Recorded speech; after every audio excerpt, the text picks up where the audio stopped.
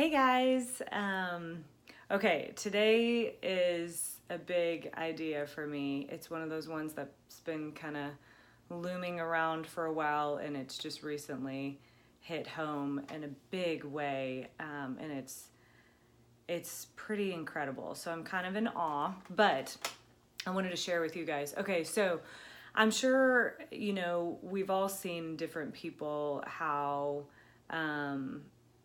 we have these opportunities, right, that we believe our higher being or the universe or whatever is showing us and giving us this space to grow into. Okay, and so we all have it. It doesn't matter where we are in our journey and what lesson we're learning. There's this space that we have opportunities to grow into or not. And if we choose not to, then that's okay. We're just going to continue to keep getting that lesson or allowing that same space in a different circumstance or situation. It'll come in a different opportunity. So until we learn it and our lives expand into that space, and then there will be a different one, and so on and so forth. And that's the beauty of being human, and it's so freaking fun when you can embrace it and start seeing it that way. Case in point, oh my gosh, there's a little piece of fuzz. Wow, this has been a huge one for me. Okay, so I've talked a lot about codependency, and I do believe there are levels of codependency. Some people can be more codependent than others, and I was pretty high on the spectrum, I would say, and totally unaware of it for 15 years. And I have scooped up some knowledge and moved into some space over the last several months for sure. But this last idea, I was this close to losing not only the opportunity to grow into a space that I've never been in and expand my emotional intelligence and relational consciousness, but also I almost lost someone that I hold very dear in my life. And I was this close. I'm not even kidding. Okay, so here's the thing. I was so sure about myself and what I was feeling and experiencing. And, I've talked about understanding the difference between your intuition and fear and things like that. So I was really having to practice all of that in this particular situation. And what I did, I finally did this. I gave myself freedom to just take as much time as I needed to really let this process through me and see where I landed, because I can be very emotional. I know, shocking.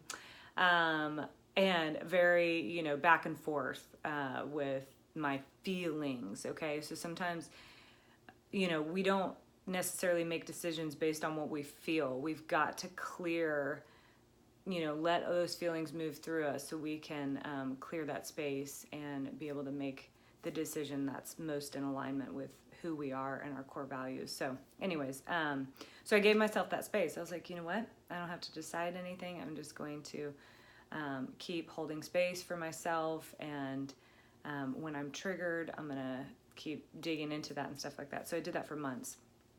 And all of a sudden, I was just faced with basically the question, do I want to continue what I've always done before, which is when I'm, crossed or done wrong or whatever, I can write people off. And it is not something I'm proud of. And I've definitely done it in my past. So do I want to keep doing that? Of course not.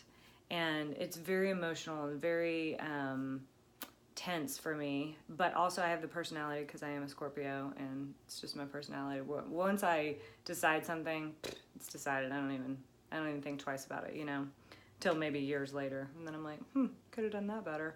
So I wanted to kind of change that pattern. And so with this particular thing, I again took my hands off. I was like, I don't have to decide anything. Took the pressure off.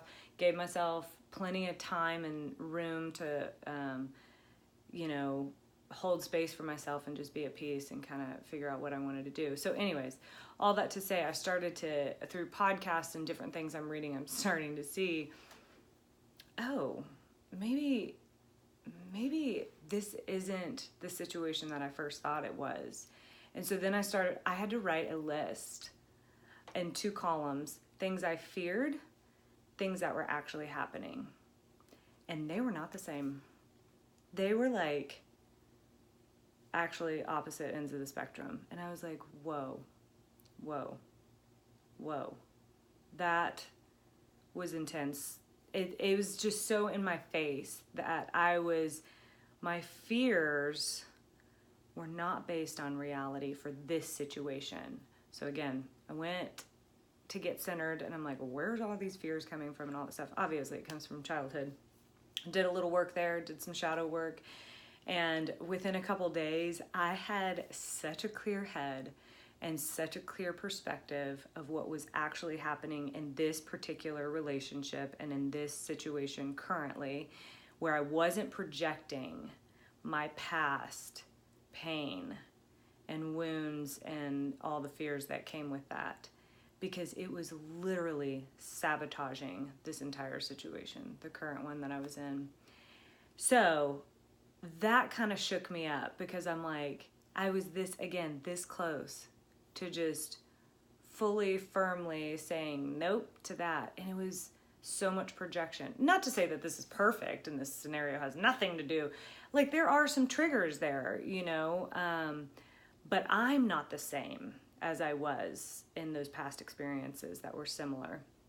And so I can create a very different environment for myself in this current situation. I'm just now aware of it for what it is. And so I can appreciate what I have and not project what I'm afraid may cause me pain in the future onto this and kind of sabotage it. So this is a huge idea, and I'm just scratching the surface of its depth and how much this has influenced so many things in my life. But I think the first step is always to be aware. And this projection idea, oh my God, it happens in every relationship. You cannot escape it. And the only way to handle it and deal with it is you got to go in and take care of it and really face those fears and dig in and do that work. So again, just want to encourage you guys to, if there's something in your current life that's causing you tension or stress or pain or anxiety or anguish or anything, it's on your mind, it's keeping you up, it's, whatever. Write a list.